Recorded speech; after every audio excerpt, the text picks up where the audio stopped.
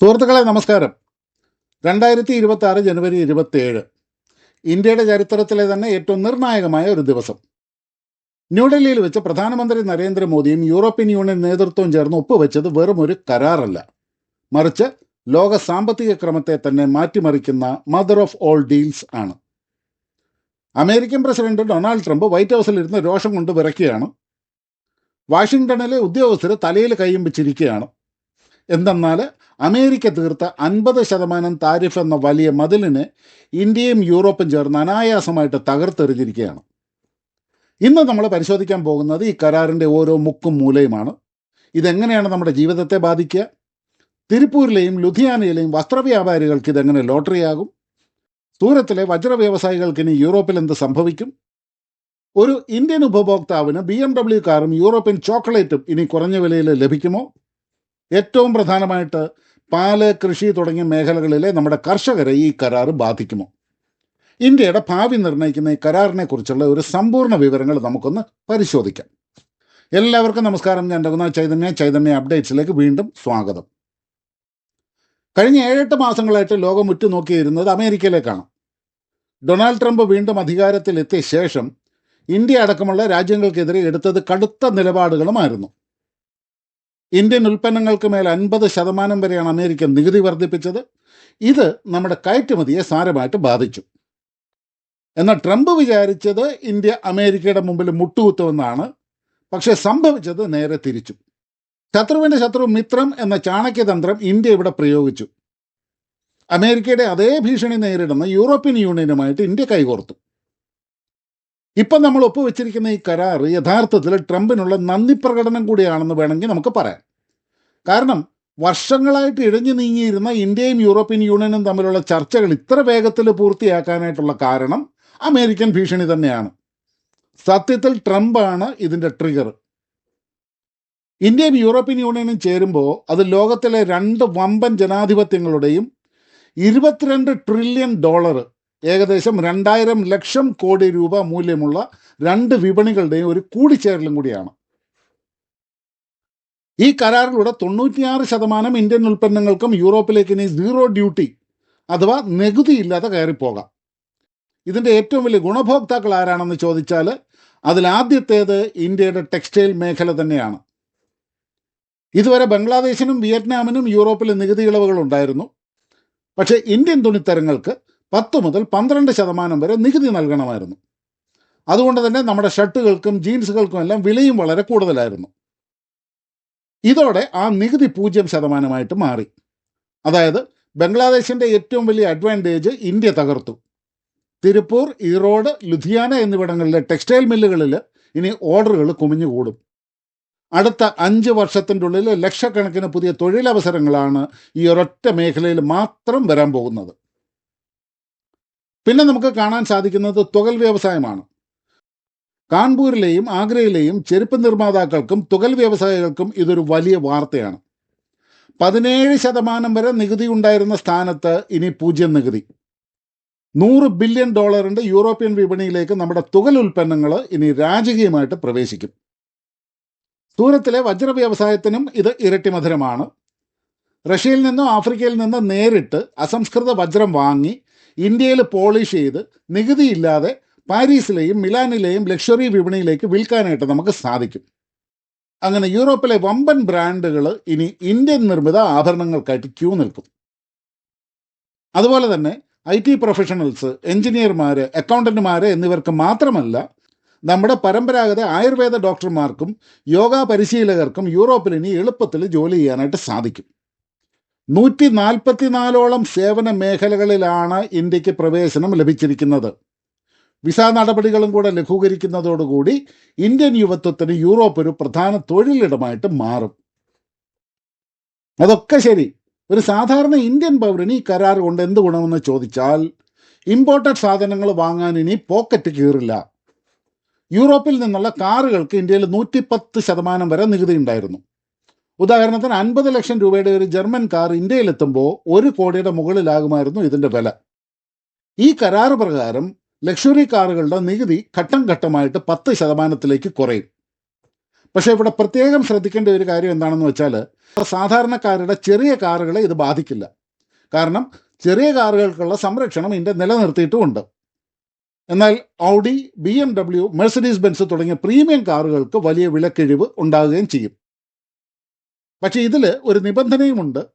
1 വർഷം ഇറക്കുമതി ചെയ്യാവുന്ന പരമാവധി കാറുകൾക്ക് എണ്ണം നിശ്ചയിച്ചിട്ടുണ്ട്, ഒരു കോട്ട നിശ്ചയിച്ചിട്ടുണ്ട്.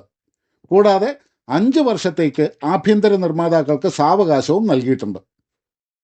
ഇതിൻ്റെ കൂടെ എടുത്തു പറയേണ്ട മറ്റൊരു കാര്യമാണ്, യൂറോപ്യൻ വൈനുകൾക്ക് 150% നികുതി ഉണ്ടായിരുന്നത് 20 മുതൽ 30% വരെ ആയിട്ട് കുറയും. ഒറിജിനൽ യൂറോപ്യൻ മദ്യത്തിന് ഇനി നമ്മുടെ നാട്ടിൽ വില കുറയുമെന്ന് സാരം. അതുപോലെ ബെൽജിയൻ ചോക്ലേറ്റുകൾ, സ്വിസ് ചീസുകൾ, ഒലിവ് ഓയിൽ, സംസ്കരിച്ച ഭക്ഷണങ്ങൾ, ഇവരുടെയും വില കുത്തനെ കുറയും.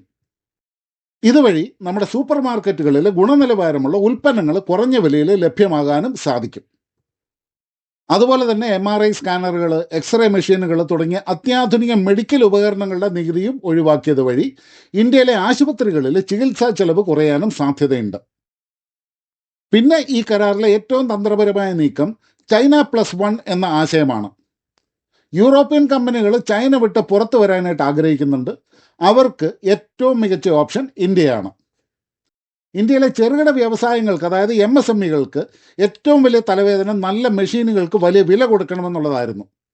പക്ഷേ ഈ കരാറിലൂടെ യൂറോപ്യൻ നിർമ്മിത അത്യാധുനിക മെഷീനുകൾക്ക് ഇനി 0% നികുതിയായി മാറി.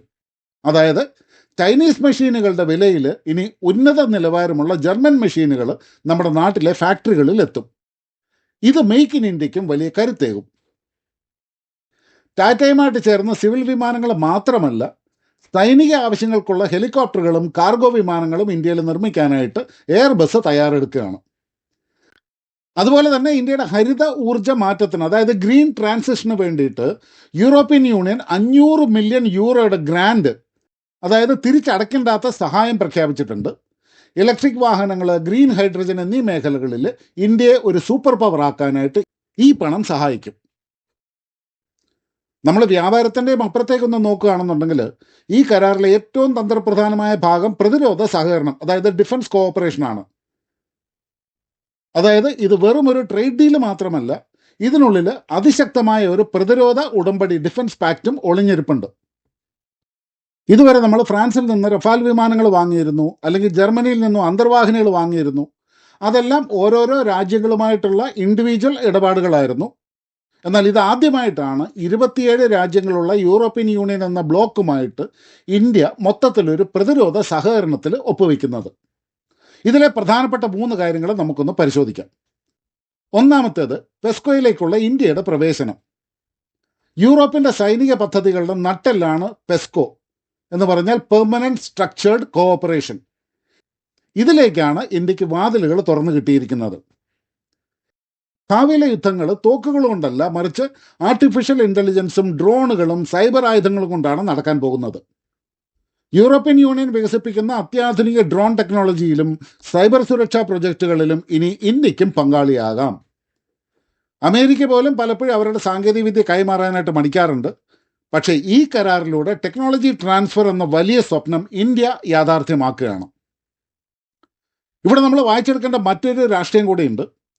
പരമ്പരാഗതമായിട്ട് ഇന്ത്യയുടെ ആയുധപ്പുര നിറച്ചിരുന്നത് റഷ്യയായിരുന്നു. എന്നാൽ റഷ്യ യുക്രൈൻ യുദ്ധത്തിന് ശേഷം സ്പെയർ പാർട്ടുകൾ കിട്ടാനും മറ്റും വലിയ കാലതാമസം നേരിടുന്നുണ്ട്. കൂടാതെ റഷ്യ ചൈനയുമായി അടുക്കുന്നതും ഇന്ത്യയെ ആശങ്കപ്പെടുത്തുന്നുണ്ട്. ഈ വിടവ് നികത്താൻ വേണ്ടിയിട്ടാണ് യൂറോപ്പ് വരുന്നത്. റഷ്യൻ ആയുധങ്ങളെ മാത്രം ആശ്രയിക്കാതെ ആയുധ നിർമ്മാണത്തിൽ സ്വയം പര്യാപ്തത നേടാനായിട്ട് യൂറോപ്യൻ കമ്പനികൾ ഇന്ത്യയെ സഹായിക്കും. ടാറ്റയും മഹീന്ദ്രയും ഭാരത് ഫോർജുമൊക്കെ ഇനി യൂറോപ്യൻ ഡിഫൻസ് കമ്പനികളുമായിട്ട് ചേർന്ന് ഇന്ത്യയിൽ തന്നെ ടാങ്കുകളും മിസൈൽ സിസ്റ്റങ്ങളും നിർമ്മിക്കും. അതുപോലെ തന്നെ ചൈനയുടെ കപ്പലുകൾ ഇന്ത്യ മഹാസമുദ്രത്തിൽ ചുറ്റിക്കറങ്ങുന്നത് നമുക്കറിയാം. യൂറോപ്പിൻ്റെ വ്യാപാരത്തിൻ്റെ ഏറിയ പങ്ക് നടക്കുന്നത് ഇതുവഴിയാണ്. അതുകൊണ്ട് കടലിലെ സുരക്ഷ അവർക്കും പ്രധാനമാണ്. ഈ കരാർ പ്രകാരം ഇന്ത്യൻ നേവിയും യൂറോപ്യൻ നേവൽ ഫോഴ്സും ഇനി കൈകോർക്കും.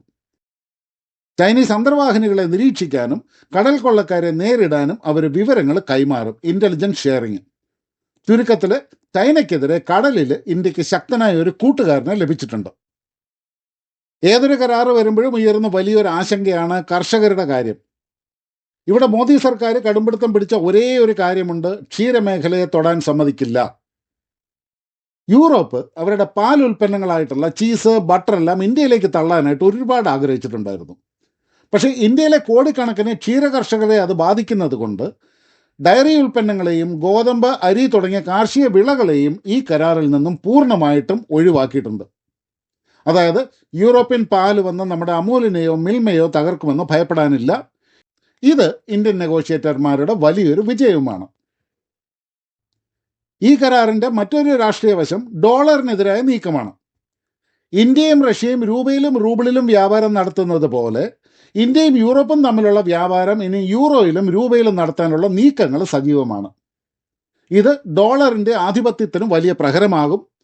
അമേരിക്കൻ ഉപരോധങ്ങളെ ഭയക്കാതെ നമുക്ക് വ്യാപാരം നടത്താനും ഇത് സഹായിക്കും. കഴിഞ്ഞ G20 ഉച്ചകോടിയിൽ പ്രഖ്യാപിച്ച ഇന്ത്യ മിഡിൽ ഈസ്റ്റ് യൂറോപ്പ് ഇടനാഴി IMEC ഈ കരാറോടുകൂടി വീണ്ടും ജീവൻ വെച്ചിരിക്കുകയാണ്. 6.4 ലക്ഷം കോടി രൂപയുടെ സാമ്പത്തിക ഉത്തേജനമാണ് ഈ ഇടനാഴിയിലൂടെ നമ്മൾ പ്രതീക്ഷിക്കുന്നത്.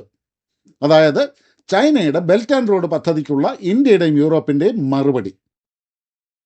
സുഹൃത്തുക്കളെ, 2026 ഒപ്പുവെച്ച ഈ കരാർ വെറും ഒരു കടലാസല്ല, അത് ഇന്ത്യയുടെ ആത്മവിശ്വാസത്തിൻ്റെ പ്രകടനമാണ്. ഒരു കാലത്ത് നമ്മളെ ഭരിച്ചിരുന്നവർ ഇന്ന് നമ്മളുമായിട്ട് തുല്യ ശക്തികളായി കണ്ട് വ്യാപാര കരാർ ഒപ്പിടാൻ നമ്മുടെ പടിവാതിൽക്കലേക്ക് വന്നിരിക്കുകയാണ്. ഈ കരാർ പൂർണ്ണമായി നടപ്പിലാകുന്നതോടുകൂടി 2027 മുതൽ അടുത്ത 10 വർഷത്തിൻ്റെ ഉള്ളിൽ ഇന്ത്യയുടെ കയറ്റുമതി ഇരട്ടിയാകും. ലക്ഷക്കണക്കിന് തൊഴിലവസരങ്ങൾ സൃഷ്ടിക്കപ്പെടും. വില കുറഞ്ഞ കാറുകളും ഗുണനിലവാരമുള്ള സാധനങ്ങളും സാധാരണക്കാരൻ്റെ കൈകളിലെത്തും. ഏറ്റവും പ്രധാനമായിട്ട് ആഗോള രാഷ്ട്രീയത്തിൽ അമേരിക്കയോ ചൈനയോ മാത്രം ആശ്രയിക്കാതെ സ്വന്തം നിബന്ധനകളിൽ ജീവിക്കാൻ കഴിയുന്ന ഒരു സാമ്പത്തിക ശക്തിയായിട്ട് ഇന്ത്യ മാറുകയാണ്. ഈ മദർ ഓഫ് ഓൾ ഡീൽസ് അതിലേക്കുള്ള ആദ്യത്തെയും ഏറ്റവും വലിയതുമായ ഒരു ചുവടുവയ്പും കൂടിയാണ്. സുഹൃത്തുക്കളെ, വീഡിയോ ഇഷ്ടമായി എന്ന് കരുതുന്നു. അങ്ങനെയാണെങ്കിൽ ഒന്ന് ലൈക്ക് ചെയ്യാനായിട്ട് നിങ്ങൾ ഉപേക്ഷ കാണിക്കരുത്. വീണ്ടും കാണാം. നന്ദി, നമസ്കാരം. ജയ് ഹിന്ദ്. ഭാരത് മാതാ കി ജയ്.